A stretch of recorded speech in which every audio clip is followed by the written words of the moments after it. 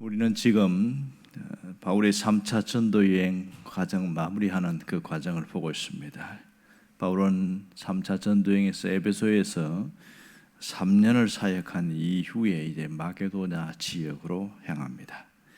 이 마게도냐 지역에서는 특히 빌립보, 데살로니가 그리고 베레아 교회가 있었습니다. 그리고 또 아가야 지역을 방문하는데 거기는 아테네와 고린도 교회가 있었습니다. 이곳에서 고린도에서 또 석 달을 머문 이후에 성도들을 권면하면서 믿음 위에 굳게 세운 것을 알 수 있지요. 이제 사역을 마친 이후에 예루살렘으로 가려고 합니다. 마지막 목적지는 예루살렘이었습니다. 그냥 가지 않고 예루살렘 교회가 어렵다는 얘기를 듣고 연보를 준비합니다. 그래서 마게도냐와 아가야 지역에 세워진 교회들을 방문하면서 우리 모 교회인 예루살렘 교회를 도와야 되지 않겠냐 이렇게 해서 연보를 준비해서 가고 있는데 여기 4절에 보면 아시아까지 함께 간 자들이 나옵니다. 아마도 이들은 각 지역에서 올라온 자들이니까 이들도 함께 또 바울의 동역에도 함께 했고 또 연보를 준비한 자가 아닌가 생각합니다. 보면 5절에 보면 그들이 뭐라고 얘기하면 그들은 먼저 가서 드로아에서 우리를 기다리더라. 이 드로아는 아시아에 있는 항구를 말합니다. 거기서 함께 기다린다. 자, 여기서 아시아에 있는 자들을 몇몇 사람을 말하고 있는데 왜 출신 이름과 또 지역 이런 것을 상세하게 말했을까? 이것이 좀 의문점이 생깁니다. 이왕 얘기하려면 모두 다 사람들을 다 소개해야 되지 않을까요? 근데 몇몇 빠지는 사람들이 있기도 합니다.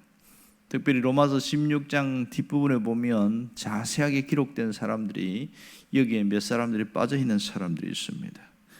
근데 이 사람들만 기록한 이유가 뭐냐는 거예요.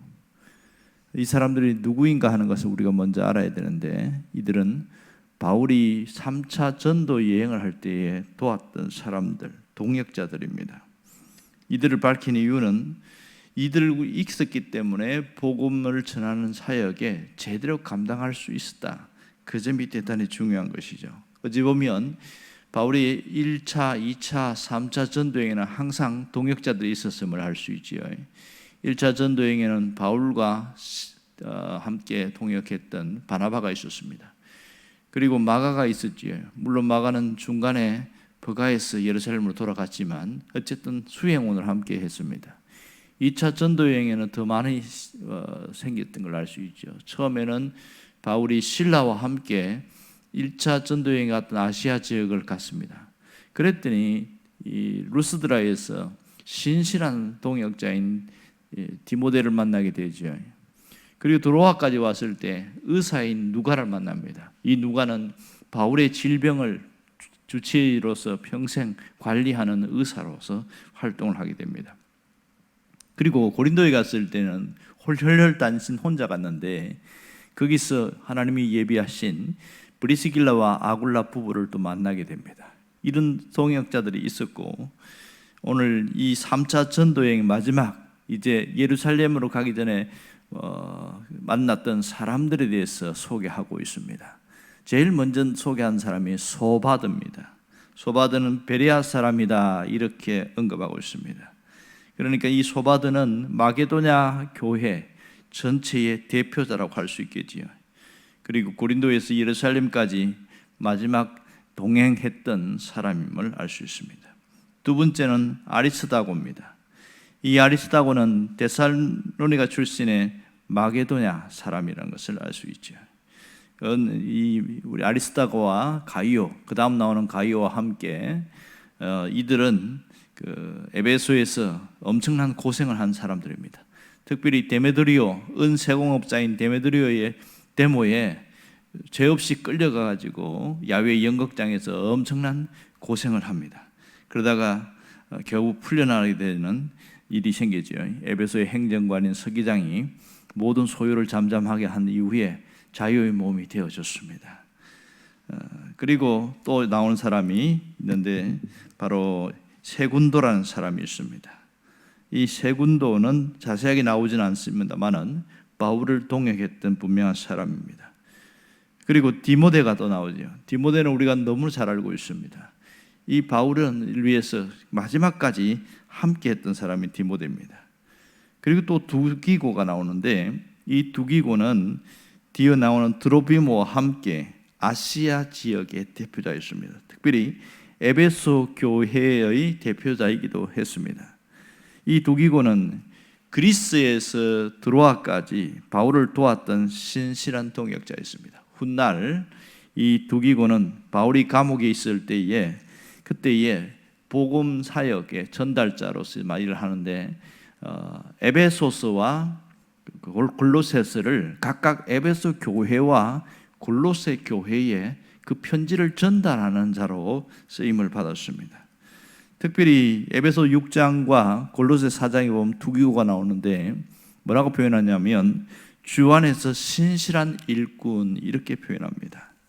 그러니까 이 두기고라는 사람은 얼마나 바울을 위해서 많이 도왔는지를 알 수 있습니다. 오늘 여기 나오는 수많은 사람들은 모두가 신실한 동역자였음이 분명합니다.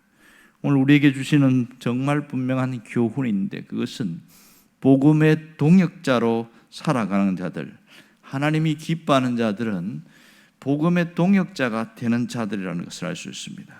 세월이 지난 이후에도 복음을 향해 수고한 사람들은 결코 헛되지 않고 이름을 하나님이 기억하고 계신다는 사실이지요.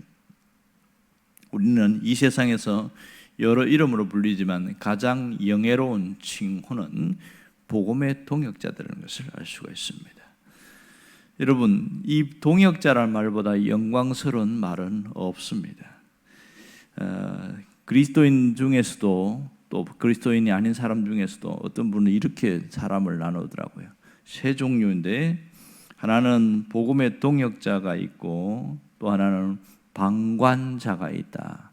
특별히 교회 안에도 세 종류가 있는데 그렇습니다. 하나는 동역자고 하나는 방관자고 또 하나는 대적자다 이렇게 표현합니다. 희한하지요. 교회 안에서도 대적자가 있다 이렇게 말합니다. 이런 사람들은 참 가슴 아프죠. 같은 신앙생활을 하면서 나만 잘 믿으면 돼 이런 분들은 방관자입니다.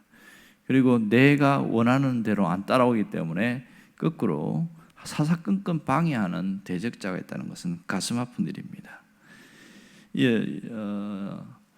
영국에 이런 일화가 있어요. 보니까 설교를 준비하다 보니까 이게 확실히 있는지는 사실은 파악을 못했는데 영국의 어느 왕자 이야기가 나왔습니다. 이 왕자가 사냥을 하러 갔다가 그만 길을 잃어버렸어요. 어쩌다가 길을 잃어버려서 저 앞에 보니까 거기서 양을 치고 있는 양치기가 있어서 이렇게 이야기했습니다. 여기가 어디입니까? 물으니까 어디라고 이야기합니다. 내가 이 곳으로 가야 되는데 그러면 어떻게 가야 되냐? 그 길은 조금 어렵지만 갈 수 있습니다. 그래서 이 왕자가 당신이 직업이 여기서 뭐 양치는 것 같은데 얼마를 받느냐 물었습니다. 내가 3배를 더 줄 테니까 나에게 그거까지 길을 안내해 달라고 얘기를 했어요. 그랬더니 이 양치기가 하는 말이 저는 주인의 양을 담당한 있기 때문에 죄송하지만 제가 그것은 들어줄 수가 없습니다. 이 곤란해진 거예요. 이 왕자가 자기 길도 모르는데 어떻게 가냐는 거예요. 그래서 협박을 했죠. 왕자의 지위를 가지고 아주 협박을 하는데도 꼼짝도 하지 않습니다. 저는 결코 들어줄 수가 없습니다. 하지만 제가 길을 자세하게 안내해서 말씀드릴 수 있습니다. 이러면서 아주 자세하게 얘기를 해줬습니다. 그러고 나서 왕자는 돌아갔지요. 결국 세월이 흘렀는데 왕자가 왕이 됐습니다. 왕이 된 이후에 가장 먼저 생각난 사람이 그 수년 전에 자기가 길을 잃었을 때에 만났던 그 양치기였습니다. 그래서 이 사람이 보니까 머리도 똑똑하고 배운 것도 있는 것 같은데 가난하고 그래서 뭐 양치기로 사는 것 같아서 그런 걸 정보를 입수하고 불러들였어요. 불러들여가지고 이제 뭘 시킬까? 이 사람처럼 신실한 사람이 없다 해서 그 나라의 제상으로 세웠습니다. 실제로 제상으로 세웠는데 똑같이 일하더라는 거예요. 죽을 똥 살 똥 그렇게 일을 하더라고요. 아주 잘 세웠다, 뭐 그런 일화가 있습니다. 근데 이 왕자가 누구인지 제가 역사적인 확인을 못 해봤습니다. 어쨌든 그런 일화가 있어요. 놀라운 것은 교회도 마찬가지고요. 혼자 일할 수 없는 것이죠. 함께 일하는 것이 교회입니다. 하나님은 우리가 각자 저마다 맡은 일이 다르긴 하지만 신실한 통역자가 되기를 원하고 있다는 겁니다. 오늘 이 바울의 사역에서 동역한 사람들에서 꼭 수식어가 붙는데 뭐라고 그러냐면 나와 함께 수고한 사람들, 또 복음을 위해서 많이 수고한 자들, 뭐 이런 표현을 쓰고 있어요. 자, 여기 나오는 그냥 성경을 읽다 보면 쓱 지나갑니다. 하지만 이들의 이름이 사도행전에 기록된 것을 보면 정말 신실한 일꾼들인 것을 알 수가 있습니다. 우리는 혼자 일할 수가 없는 것이죠. 함께 해야 또 굉장히 힘이 됩니다. 그럼 어떻게 해야 되냐? 내가 할 수 있는 만큼 일하면 되고요. 내가 가진 달란트와 은사로 일을 하면 되는 것이죠. 함께 일하는 것 때에 하나님의 놀라운 역사가 있습니다. 에밀 브루너라고 사람이 쓴 교회의 오해라는 책이 있어요. 이 책에 보면 사람들이 교회를 잘 모른다 이렇게 얘기하면서 뭐라고 하냐면 교회를 오해하고 있다 이러면서 몇 가지를 얘기했어요. 하나는 교회에서 성경을 가르치고 배운다고 해서 교회는 공부방으로 생각하는데 그런 데가 아니다 이런 얘기합니다. 또 진리를 배우고 한다고 해서 교회를 학교로 오해하는 사람들이 있다 이렇게 얘기합니다. 그리고 교회가 구제하고 어려운 사람들을 돌본다고 해서 자선단체로 오해하는 사람들이 있다. 그래서 많은 사람들이 교회를 비판한다 이럽니다. 사업체로 오해하고 비판하는 거죠. 왜 구제를 더 많이 하지 않느냐고 비판하고 사회 불의에 저항하지 않는다고 비판하고 그렇게 해서 끊임없이 교회가 해야 될 일을 일반적인 것은 잘못된 잣대로 들이댄다는 거죠. 그래서 이분이 뭐라고 그러냐면 교회가 가장 우선적으로 해야 할 일이 있는데 그것은 하나님 나라를 세우는 일입니다. 교회는 영혼을 구원하는 일이 가장 우선적입니다. 그렇게 이야기했습니다. 이 교회의 가장 큰 업무는 이 땅에 죄로 죽어가는 불쌍한 영혼들을 전도하는 데 있습니다. 에밀 브루너가 그 얘기를 한 겁니다. 교회의 존재 목적을 정확하게 이야기한 거죠. 그렇다면 교회에 함께 일하는 이 동역자들은 똑같이 교회가 가장 본질적으로 해야 하는 그 일에 내가 할 수 있는 만큼 감당하고 동역하는 자들이 되려고 하면 가장 잘하는 것이죠. 오늘 우리가 기도할 것은 내가 하나님 나라의 통역자가 되게 하옵소서. 그러한 기도가 있기를 주의 이름으로 축원합니다. 기도하겠습니다.